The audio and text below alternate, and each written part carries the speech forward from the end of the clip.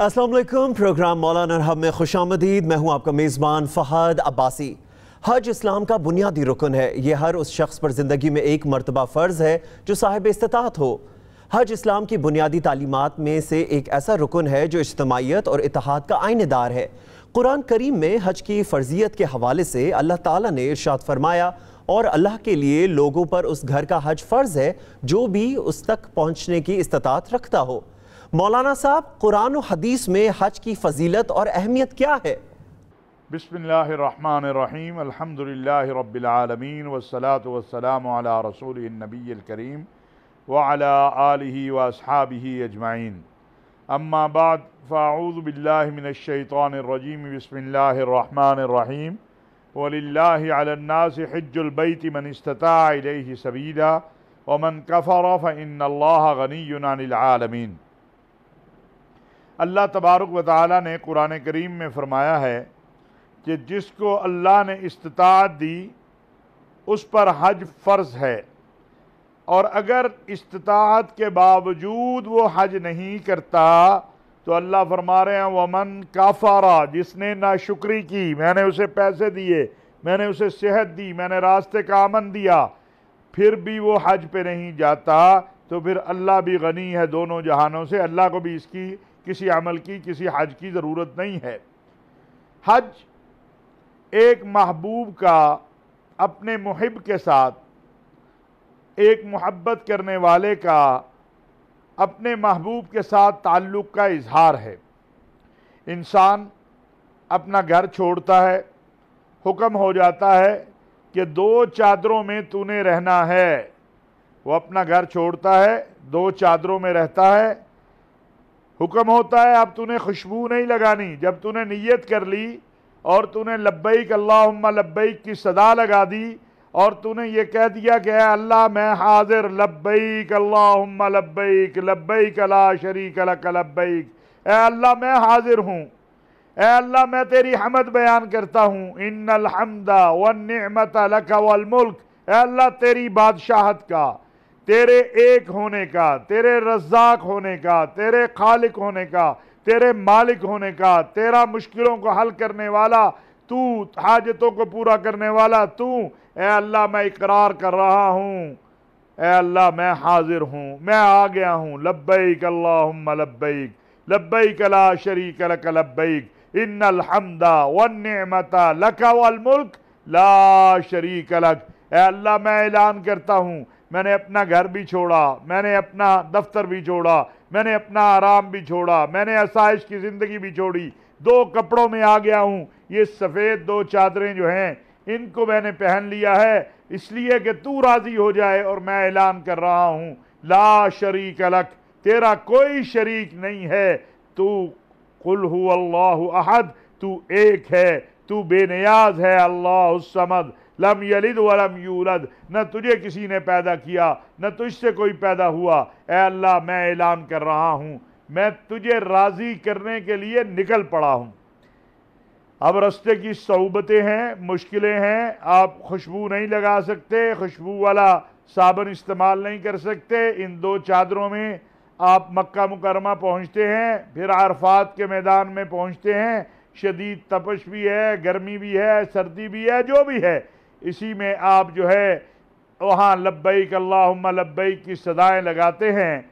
और फिर मुज़दलिफ़ा की रात है, ये वो रात है जिस दिन मगरिब की नमाज का वक्त हो गया है, लेकिन आप नमाज अरफात में नहीं आके मुज़दलिफ़ा में अदा करेंगे, और फिर वहाँ कुछ आराम करेंगे, और उसके बाद मिना में आएंगे, कंकरियाँ मारेंगे, और उसके बाद आप जो है फ़िक़्ह हनफ़ी के मुताबिक, चूँकि तरतीब जो है वो ज़रूरी है, और फिर उसके बाद आप ज़िबा करेंगे और फिर आप तवाफ़ करेंगे। ये है हज। हज है क्यों? हज अल्लाह को राज़ी करने के लिए उसके बंदे की तरफ से एक जद्दोजहद है, एक मेहनत है कि अल्लाह तू जैसा कहे मैं वैसा। तूने कहा कपड़े नहीं पहनने, मैं सिले हुए कपड़े नहीं पहन रहा। तूने कहा खुशबू नहीं लगानी, मैं खुशबू छोड़ के आ गया। ए अल्लाह तूने कहा इस मैदान में जो चटियल मैदान है अरफात का, यहाँ लब्बैक की सदाएं लगा, मैं लब्बैक की सदाएं लगा रहा हूँ। حج ان لوگوں پر فرض ہے جن کو جو صاحب استطاعت ہوں. جو صاحب استطاعت ہیں نہیں ہیں ان پر حج نہیں ہے. دوسری بات من استطاع الیہ سبیلا, جس کے پاس استطاعت ہے. استطاعت میں کیا ہے؟ آپ حج کے لیے جا رہے ہیں, آپ کے گھر والوں کے پاس اتنا خرچہ ہونا چاہیے کہ آپ واپس آ جائیں تو انہیں کوئی بھوک نہ تنگ کرے, انہیں کوئی مسائل نہ درپیش ہوں, انہیں کچھ مسئلہ نہ ہو. اتنے پیسے ہونے چاہیے. آپ کے پاس سفر کے پورے پیسے ہونے چاہیے. آپ کو سفر کا امن وہ بہت ضروری ہے, کوئی مشکل نہ ہو. صحت یہ بھی بڑی ضروری ہے. اب اس مرتبہ یا گزشتہ سال سب سے بڑا مسئلہ تو سفر کا ہے, جہاز بند ہے. دوسرا مسئلہ صحت کا ہے, کرونا کی وبا ہے, اس کی وجہ سے جو ہے سفر نہیں ہو رہا, اور اس کی وجہ سے سعودی عرب کی حکومت نے احتیاطی تدابیر کے اوپر حج کو محدود کیا. گزشتہ سال تو بہت کم تھا.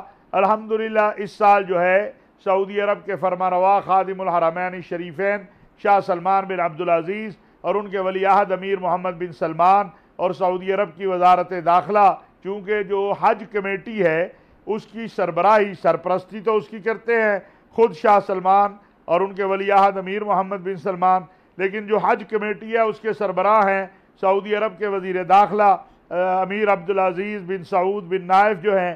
تو انہوں نے فیصلہ کیا اور سعودی عرب کی وزارت صحت نے کہا کہ ہم 60,000 لوگوں کو حج کا بندوبست کر سکتے ہیں. پھر یہ ہوا کہ کیا یہ باہر سے آئیں یا اندر سے؟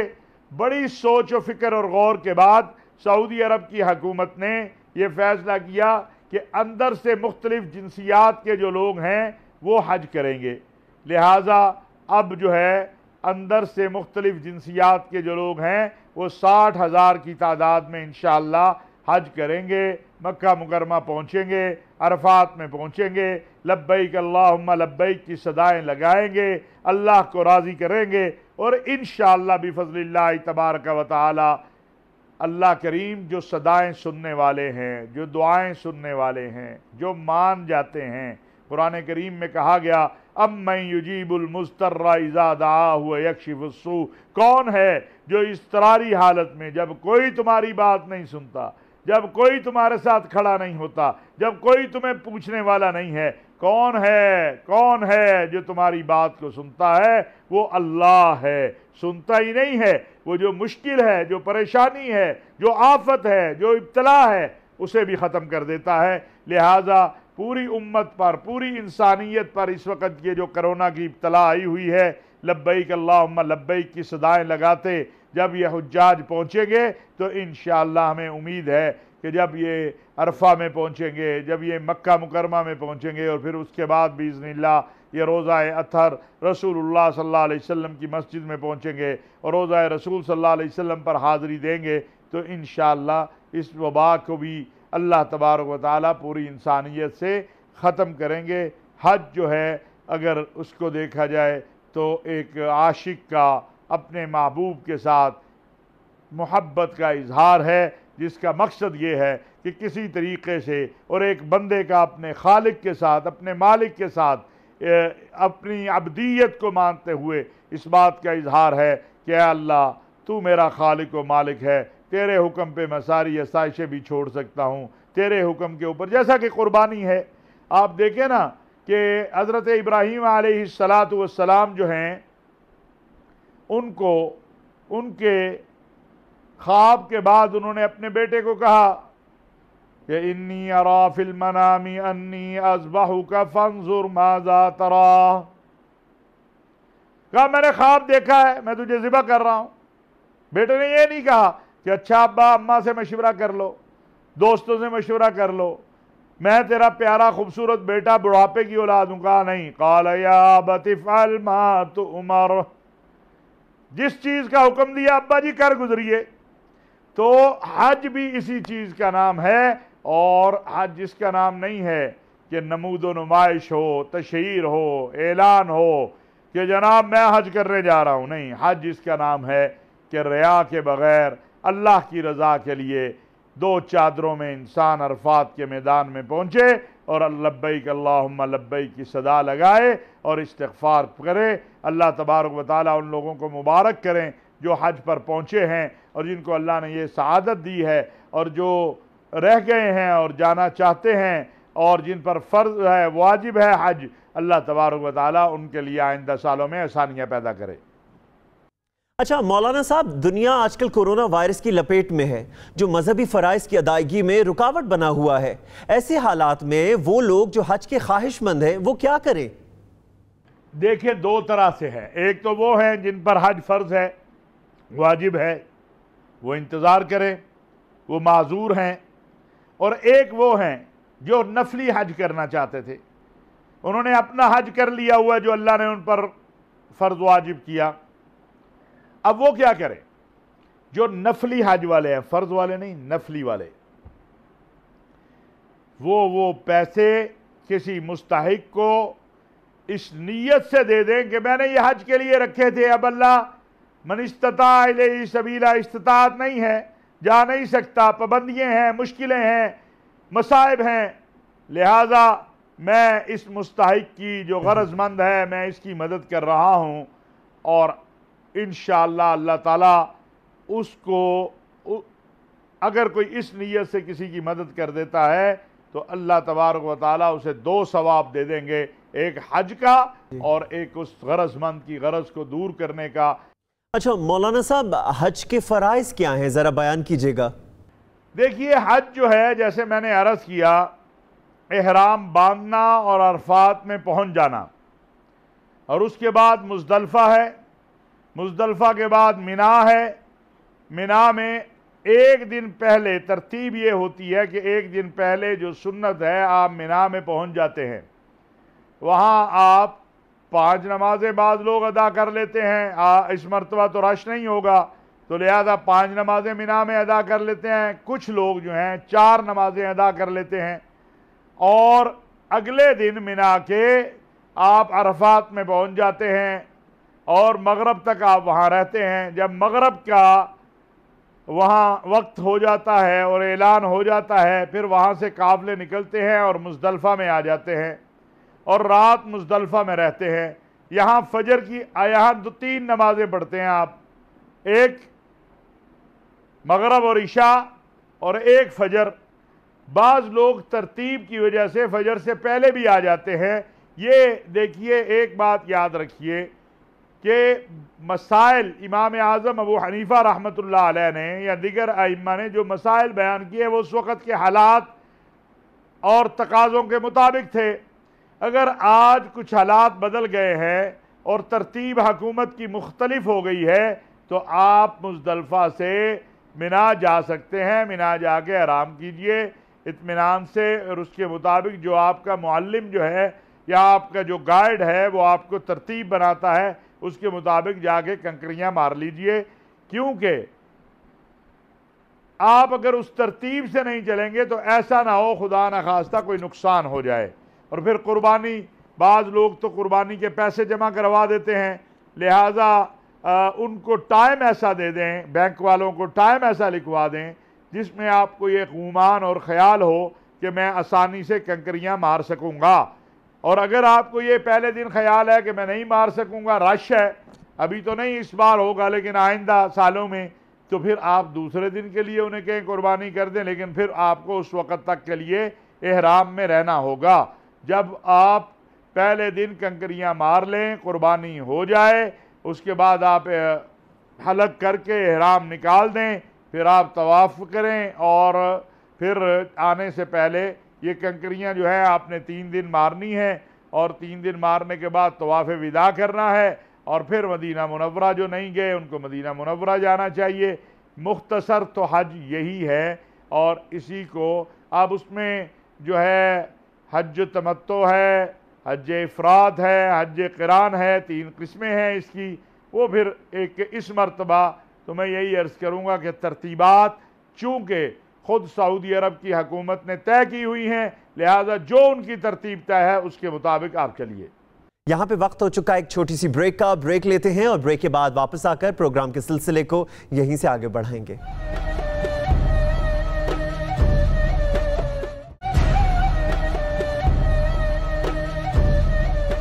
بریک کے بعد پروگرام میں خوش آمدید۔ مولانا صاحب، ایام حج اور ارکان حج کی ادائیگی کے بارے میں بتائیں کہ کیسے ادا کیے جائیں تاکہ زیادہ سے زیادہ رحمت الہی سے مستفید ہو سکیں۔ دیکھیں، یہ بڑے مقدس دن ہیں، مطہر دن ہیں، عزت والے، عظمت والے دن ہیں۔ یہ تو ویسے ہی جو نہیں بھی پہنچا ہوا حج کے اوپر، اس کے لیے بھی یہ دن بڑے قیمتی ہیں۔ رمضان کے ایام کے بعد سب سے قیمتی یہ 10 دن ہیں، چاہے جائے کہ وہ حج پر ہو، وہ بیت اللہ میں ہو، وہ مکہ مکرمہ میں ہو، وہ مینا میں ہو، وہ عرفہ میں ہو، وہ مزدلفہ میں ہو۔ تو لہٰذا اللہ کے ساتھ اپنے تعلق کو زیادہ سے زیادہ جوڑیے، اور یہ ترانہ ہے لبیک اللہم لبیک، یہ ذکر ہے سب سے بڑا۔ لبیک اللہم لبیک لبیک لا شریک لک لبیک ان الحمد والنعمت لک والملک لا شریک لک۔ اس کو پڑھیے، درود شریف پڑھیے، استغفار پڑھیے، اور پوری امت کے لیے دعا کیجئے، امت مسلمہ کے لیے دعا کیجئے، اپنے گھر والوں کے لیے، اپنے وطن کے لیے۔ آپ کو اللہ نے موقع دیا، آپ پہنچ گئے، اپنے آپ کو خوش نصیب سمجھیے۔ رات کو اٹھیے، تہجد پڑھیے اور نماز با جماعت ادا کیجئے، اور اپنے خیموں میں جماعت کا جو ان دنوں میں تو کرونا ہے، جو ترتیب ہے اس کے مطابق بھی جماعت ہو سکتی ہے، تھوڑے تھوڑے لوگ کر کے پڑھ لیں، 4 5 لوگ، ایک خیمے میں 4 لوگ ہوں گے تو 4 پڑھ لیں۔ اگر وہاں خیمے کے اندر مسجد کی جگہ نہیں بنی ہے تو پھر اپنے خیمے میں پڑھ لیں، اور زیادہ سے زیادہ ذکر اذکار کریں، استغفار کریں، قرآن کریم کی تلاوت کریں، اور اپنے آپ کو یہ سمجھیں کہ یہ ہم نے، دیکھیں، جس نے حج کیا اور کوئی فسق و فجور نہیں کیا، کوئی زیادتی نہیں کی، کوئی ظلم نہیں کیا، تو ایسے ہی ہے جیسے وہ ماں کے پیٹ سے ابھی پیدا ہوا ہے۔ اتنی بڑی سعادت ہے، اتنی بڑی نجات ہے، تو جو نجات دینے والا ہے اس کا شکر بھی ادا کیجئے، اور استغفار کی کثرت کریں۔ اللہ اکبر، اللہ اکبر، یہ میں باقی بھی جو یہاں باقی دنیا میں ہیں ان سے بھی کہنا چاہتا ہوں، یہ تکبیرات صرف عید کے دن کے لیے نہیں ہے، باقی ایام میں بھی آپ پڑھیں۔ اللہ اکبر لا الہ الا اللہ، اللہ اکبر وللہ الحمد، استغفر اللہ الذی لا الہ الا هو الحی القیوم واتوب الیہ۔ درود شریف کی کثرت کریں۔ اللہم صلی علی محمد وعلی آل محمد کما صلیت علی ابراہیم وعلی آل ابراہیم انکا حمید مجید۔ اللہم بارک علی محمد وعلی آل محمد کما بارکت علی ابراہیم وعلی آل ابراہیم انکا حمید مجید۔ تو یہ آپ نے جاری رکھنا ہے یہ، اور جو لوگ وہاں ہیں وہ اپنے پیچھے والوں کو ان کے لیے دعا کریں۔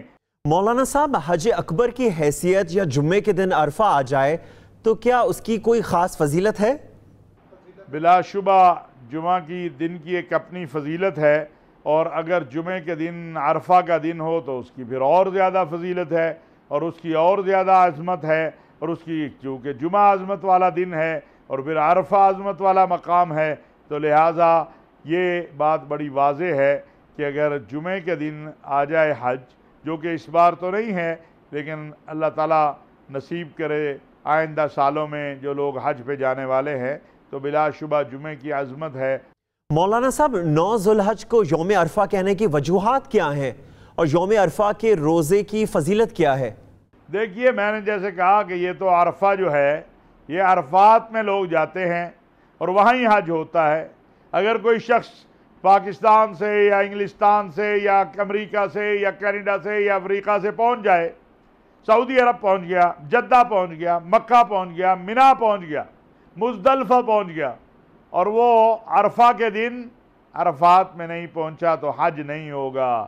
حاجی وہی کہلائے گا جو عرفات کے میدان میں پہنچ کے لبیک اللہم لبیک کی صدا لگائے گا، وہی حاجی کہلائے گا، وہی حج ہوگا۔ اگر کوئی شخص پہنچتا ہے، وہ مدینہ منورہ چلا جاتا ہے، وہ مکہ مکرمہ جہاں 1,00,000 نماز کا ثواب ہے، وہاں 5 نمازیں پڑھتا ہے عرفہ کے دن کی، وہ حاجی نہیں کہلائے گا۔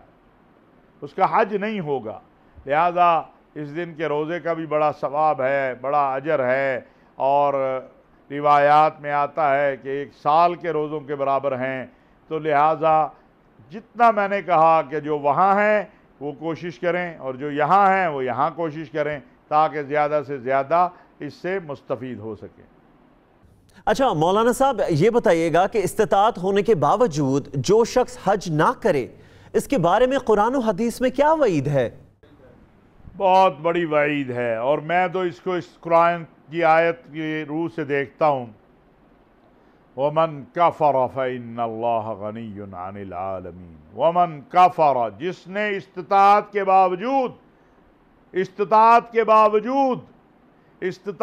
باوجود اللہ نے طاقت دی، پیسہ دیا، صحت دی، پھر حج نہیں کیا، اللہ کہتا مجھے بھی اس کی ضرورت نہیں۔ اب ذرا تصور کریں کہ جو خالق ہے، مالک ہے، رزق دینے والا ہے، عزت دینے والا ہے، اولاد دینے والا ہے، مشکلوں سے نکالنے والا ہے، حاجتوں کو پورا کرنے والا ہے، اس دن کا مالک ہے جس دن ماں بیٹے کو اور بیٹا ماں کو نہیں پہچانے گا، کوئی وارث نہیں، والی وارث نہیں ہوگا۔ وہ خالق کہتا ہے کہ اگر تمہیں میں نے استطاعت دی ہوئی ہے، وَمَنْ كَفَرَ، پھر ناشکری، اور قرآن کریم میں کہا گیا لَإِن شَكَرْتُمْ لَأَزِيدَنَّكُمْ وَلَإِن كَفَرْتُمْ إِنَّ عَذَابِي لَشَدِيدٌ، کہ اگر تم شکر ادا کرو گے تو بہت زیادہ نواز دوں گا، اور اگر ناشکری کرو گے تو پھر یاد رکھو میرا عذاب بڑا سخت ہے۔ یہاں اللہ کہہ رہے ہیں جس کو میں نے استطاعت دی اور پھر بھی اس نے گڑبڑ کی، حج نہیں کیا، ہاں کبھی یہ بہانہ، کبھی وہ بہانہ، اچھا جی پہلے بیٹی کی شادی کر لوں، بیٹے کی کر لوں، فلاں۔ اللہ نے کہا نہیں، میں نے تجھے دیا ہے، اگر اس کے باوجود تو نہیں اپنا حج کرتا، وَمَنْ كَفَرَ فَإِنَّ اللَّهَ غَنِيٌّ عَنِ الْعَالَمِينَ، پھر یاد رکھ اللہ کو تیرے حج کی ضرورت نہیں۔ اللہ کو تو ویسے بھی اللہ تو کسی کا محتاج نہیں ہے، ہم سب اللہ کے محتاج ہیں، اللہ پھر غنی ہے دونوں جہانوں سے۔ مولانا صاحب اگر حج کے لیے جمع کی گئی رقم سے کسی غریب اور نادار شخص کی ضروریات پوری کر دی جائیں تو کیا مذکورہ شخص کو حج کا ثواب ملے گا؟ اس کا یہ فعل اللہ کے حضور کتنا مقبول ہے؟ دیکھیں میں نے عرض کی جو حج جس پر فرض ہے، واجب ہے، اس کو تو ادا کرنا ہے۔ یہ ایسے ہی ہے جیسے کچھ لوگ قربانی کی بھی بات کرتے ہیں، تو آپ مجھے بتائیے ایک شخص سارا دن اپنے والدین کی خدمت کرے، نیک کام کرے، لیکن نماز نہ پڑھے، تو کیا نماز ساقط ہو جائے گی؟ نماز ساقط نہیں ہوگی، نماز نہ پڑھنے کا گناہ ہوگا، اس نیک عمل کا ثواب ہوگا۔ لہٰذا یہ بات یاد رکھیے کہ جب ایک اللہ تبارک و تعالی نے ایک عمل کو اس کے طریقے کے مطابق ذمہ لگایا ہے تو اسے اسی طرح ادا کرنا ہے۔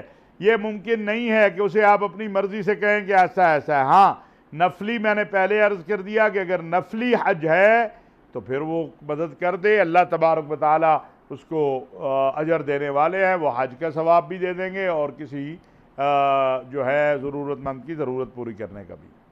مولانا صاحب یہاں پر میں آپ کو روکوں گا، ناظرین ایک چھوٹی سی بریک لیتے ہیں اور بریک کے بعد واپس آ کر اپنے پروگرام کے سلسلے کو یہیں سے آگے جوڑیں گے، ہمارے ساتھ رہیے۔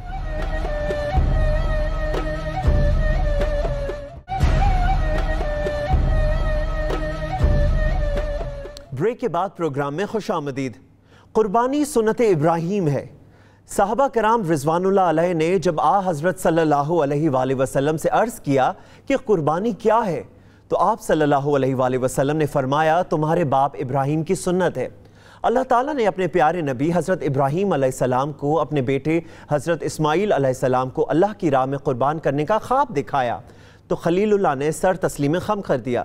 اللہ تعالیٰ کو سیدنا ابراہیم علیہ السلام کی یہ ادا اتنی پسند آئی کہ وہ قیامت تک حضور صلی اللہ علیہ وآلہ وسلم کے صاحب ثروت امتیوں پر واجب ہو گیا کہ وہ عید الاضحیٰ کے موقع پر قربانی پیش کر کے حضرت ابراہیم علیہ السلام کی سنت کی یاد تازہ کریں۔ مولانا صاحب قرآن و حدیث میں قربانی کی اہمیت و فضیلت کیا ہے؟ دیکھیے اللہ تبارک و تعالیٰ نے قرآن کریم میں فرمایا ہے لَن يَنَالَ اللَّهُ لُحُومُهَا وَلَا دِمَاؤُهَا وَلَكِن يَنَالُهُ التَّقْوَى مِنكُمْ۔ اللہ تبارک و تعالیٰ کو نہ تمہاری طرف سے خون چاہیے، نہ تمہاری طرف سے گوشت چاہیے، کیا چاہیے اللہ کو؟ اللہ کہتے ہیں میرے حکم کو مان کے تم یہ جو قربانی کر رہے ہو اس میں صرف میرے حکم کا نفاذ، تمہاری نیت کہ اللہ کا حکم ہے میں نے کرنا ہے، اللہ کا حکم ہے میں نے ماننا ہے. اور خالی یہ قربانی نہیں ہے کہ دمبا ذبح کر دیا، بکرا ذبح کر دیا، گائے ذبح کر دی، بس ٹھیک ہے السلام علیکم. نہیں، حکم کیا ہے؟ حکم یہ ہے کہ ہم یہ وعدہ کریں، یہ ارادہ کریں، یہ عزم کریں کہ اے اللہ آج اگر تیرا حکم ہوتا کہ بیٹے کو ذبح کرنا ہے تو ہم بیٹا بھی ذبح کرتے، لیکن تو نے کرم کیا، تو نے فضل کیا، تو نے احسان کیا، تیرا شکر ہے مالک. ہم بیٹے ذبح نہیں کر رہے، یہ دمبے، یہ بکرے، یہ گائے یہ ذبح کر رہے ہیں، یہ اونٹ.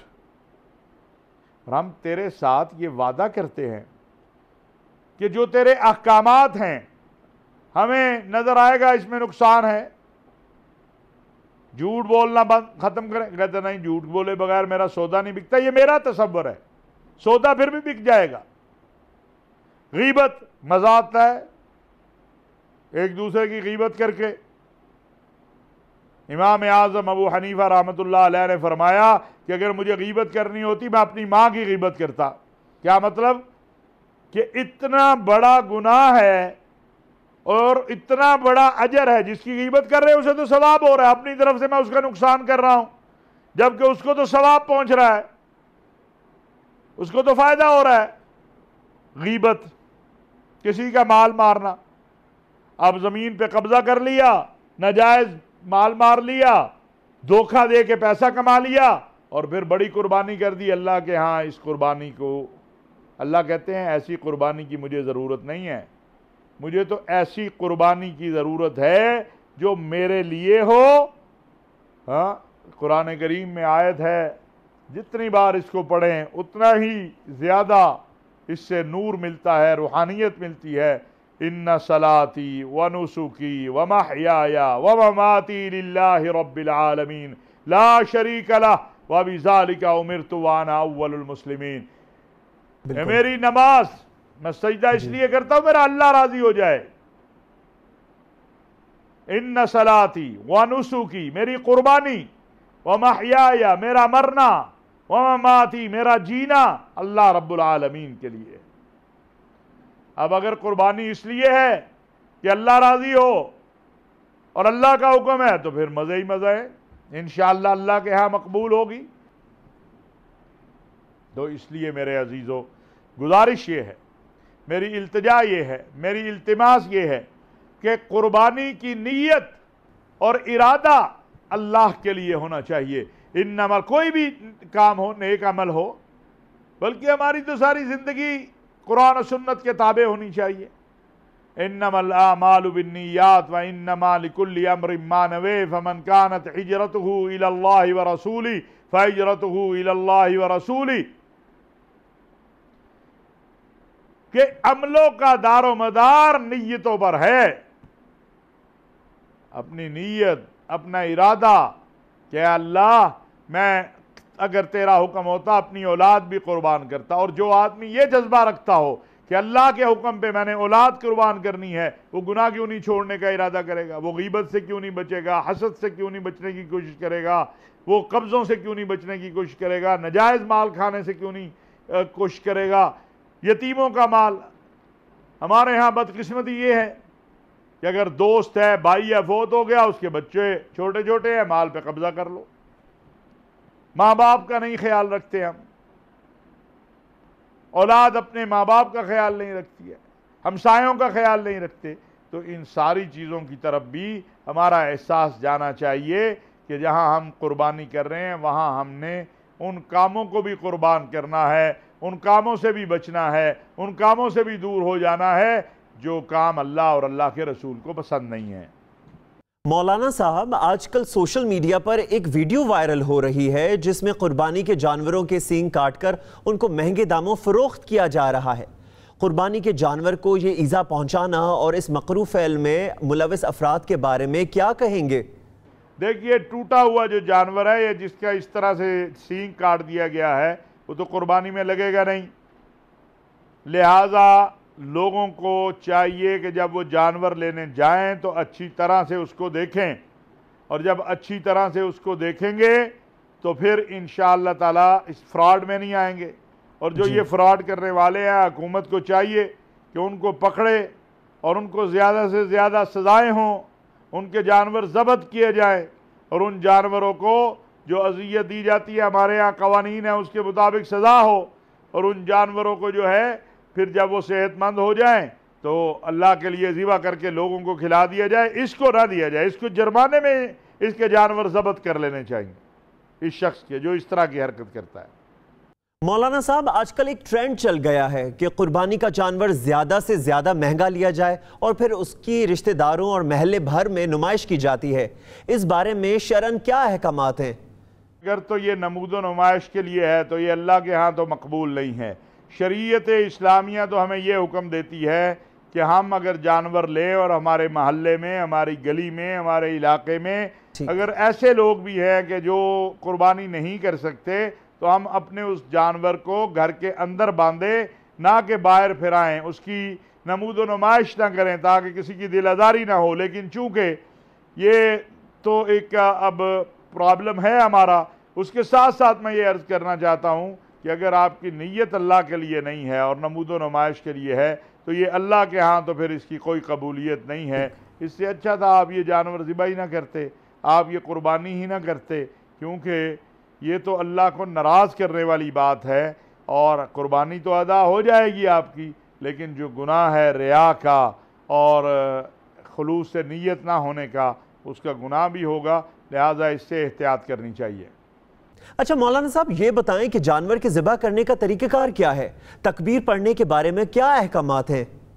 دیکھیے، بات یہ ہے کہ اگر جانور کا منہ جو ہے وہ قبلے کی طرف ہو جائے، اور دیکھیے جانور کو اذیت نہیں دینی چاہیے، چھری وہ پھیرے جو مضبوط بھی ہو اور چھری بھی ٹھیک ہو، جانور کو اذیت نہ ملے، اور اس کو خوب پیار کریں، اس کو خوب جو ہے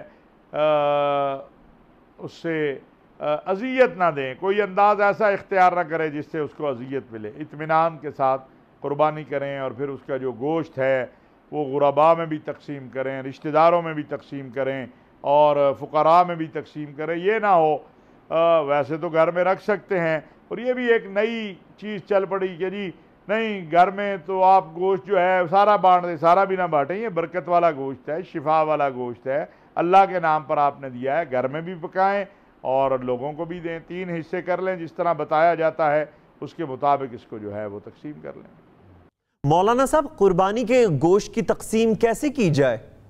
جیسے میں نے عرض کیا ہے، 3 حصے کر لیں، ایک اپنے لیے، اپنے رشتہ داروں کے لیے، اور ایک فقراء، مساکین اور جو حاجت مند ہیں ان کے لیے، اور اگر آپ اپنے حصے میں سے بھی لوگوں کو دینا چاہیں تو کچھ گھر میں پکا لیں، باقی تقسیم کر دیں، یہ بھی ہو سکتا ہے، گھر میں رکھنا چاہیں رکھ سکتے ہیں۔ لیکن یہ جو ران کلچر ہے، وی آئی پی کلچر جو بن گیا ہے کہ میں آپ کو ران بھیجوں، آپ مجھے ران بھیجیں، میرا خیال ہے اس سے اوائڈ کرنا چاہیے۔ مولانا صاحب، یہ بتائیں کہ اگر قربانی کے دن قربانی کے جانور میں نقص پیدا ہو جائے، مثلا کوئی حادثہ پیش آ جائے جس میں جانور زخمی ہو جائے، تو اس صورت میں اس جانور کی قربانی کیا جائز ہے؟ نہیں، زخمی جانور کی قربانی جو ہے وہ نہیں دینی چاہیے، اور اس حوالے سے فقہاء نے لکھا ہے کہ وہ جائز نہیں ہے۔ مولانا صاحب، مہنگائی کے اس دور میں جہاں صاحب استطاعت کے لیے بھی قربانی کرنا مشکل ہو گیا ہے، ایسے میں غریب اور نادار شخص جو قربانی کا خواہش مند ہو لیکن استطاعت نہ رکھتا ہو، وہ کیا کرے؟ دیکھیں، جب اس کو اللہ تعالیٰ نے اس پہ ذمہ داری نہیں ڈالی تو وہ خود کیوں ذمہ داری لینا چاہتا ہے؟ اس لیے کوئی حرج نہیں ہے، کوئی اس کو احساس کمتری میں مبتلا ہونے کی ضرورت نہیں ہے۔ جب اللہ نے اس کو مکلف نہیں بنایا تو وہ کیوں اپنے اوپر بوجھ لیتا ہے؟ لہٰذا وہ بالکل، اور اگر کوئی کم پیسے ہیں آپ کے پاس تو آپ حصہ ڈال لیں، گائے میں ڈال لیں، اونٹ میں ڈال لیں، اس میں حصہ ڈال لیجئے۔ اور اس کے ساتھ ساتھ میں ایک اور بات بھی کہنا چاہتا ہوں کہ یہ کرونا کی وبا جو ہے اس کی 4تھی لہر آ گئی ہے، اور یہ پھیلتا، آپ کو پتہ ہے پھیلا کیسے ہے؟ یہ پھیلتا گندگی سے ہے۔ لہٰذا جو قربانی کرنے والے ہیں وہ اپنے گھر کو بھی اور اپنے محلے میں بھی جہاں جانور باندھے ہیں وہاں بھی اس بات کا خیال رکھیں، صفائی کا خیال رکھیں، ہجوم نہ بنائیں، اور عید کے موقع پر بھی جو ہے وہ خیال رکھا جائے، جو احتیاطی تدابیر ہیں ان کا رش نہ کریں آج کل انٹرنیٹ کے اوپر، لیکن یہ بھی خیال کریں فراڈ سے بھی بچنا ہے۔ وہاں جانور دیکھ لیں، وہاں آرڈر کر لیں، لیکن یہ میں نے پھر کہہ رہا ہوں کہ یہ فراڈ بھی ہو رہے ہیں، ان سے بھی بچیں، اور اگر منڈی جائیں تو اپنے آپ کو سینیٹائز کر کے اپنے آپ کو ماسک تو ضروری لے لیں اور ہجوم میں نہ جائیں، اور کوشش کریں ایسے وقت میں جائیں جب زیادہ رش نہ ہو، اور جیسے باقی میں نے کہا کہ احتیاطی تدابیر پہ تو ہر لمحہ عمل کرنا ہے، وہ آپ منڈی میں جائیں، قربانی کے جانور کے لیے جائیں یا ویسے بازار میں جائیں، یہ بہت ضروری ہے۔ اچھا مولانا صاحب، استطاعت ہونے کے باوجود جو شخص قربانی نہ کرے اس کے بارے میں قرآن و حدیث میں کیا وعید ہے؟ اس کے لیے تو بڑی وعید ہے جی، ایسا آدمی جو ہے جس کو اللہ نے استطاعت دی ہو اور وہ پھر نہیں کرتا، تو آپ دیکھیں اس سے بڑا بخیل کون ہوگا، اور اس کے لیے بڑی وعید ہے۔ اللہ تعالی ہمیں اس سے محفوظ فرمائے، اور اللہ تعالیٰ جو ہے اللہ کے لیے دینا ہے، جس اللہ نے دیا ہوا ہے اسی میں سے تو خرچ کرنا ہے، یہ کوئی آپ کا تو ہے نہیں، یہ اللہ کا دیا ہوا ہے، اور اللہ کے دیے ہوئے میں سے خرچ کرنا ہے۔ ذرا اندازہ لگائیں، اس کی جگہ اپنا بیٹا ذبح کرنا پڑتا، اس کی جگہ اپنی اولاد دینی پڑتی تو کتنا مشکل ہوتا، اس اللہ نے کتنی آسانی پیدا کر دی، تو پھر بھی اگر ہم ادھر ادھر جاتے ہیں تو پھر تو غیر مناسب بات۔ مولانا صاحب بہت بہت شکریہ، پروگرام میں آج آپ شریک ہوئے۔ ناظرین، یہ تھا ہمارا آج کا پروگرام مولانا اور ہم۔